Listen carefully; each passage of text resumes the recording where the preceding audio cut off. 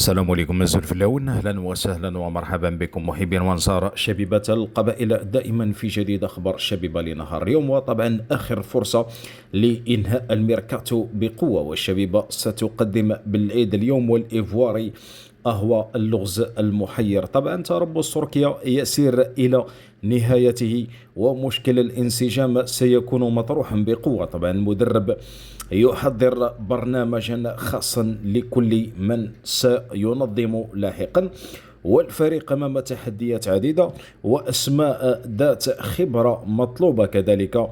في قراءة للأسبوع الأول من التحضيرات، الكناري يريد إنهاء التربص بأفضل طريقة، وزيمباور ينتظر اكتمال التعداد، يعني كل الظروف مواتية لشحن البطاريات. الإدارة لن تحتفظ بعوامري، وزيمباور يصر على قناص حقيقي، يعني الموجودون في التشكيلة حاليا أحسن من عوامري، واللاعب تحصل على آخر فرصة أمام الخلود أول أمس.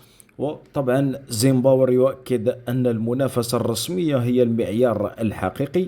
أداء بعض العناصر لا يزال بعيدا، والطاقم الفني وضع النقاط على الحروف مع اللاعبين أمس. المنافسة ستكون شديدة ونحو استبعاد العديد من الأسماء، يعني بعض الهفوات المرتكبة في الدفاع لابد من تجنبها.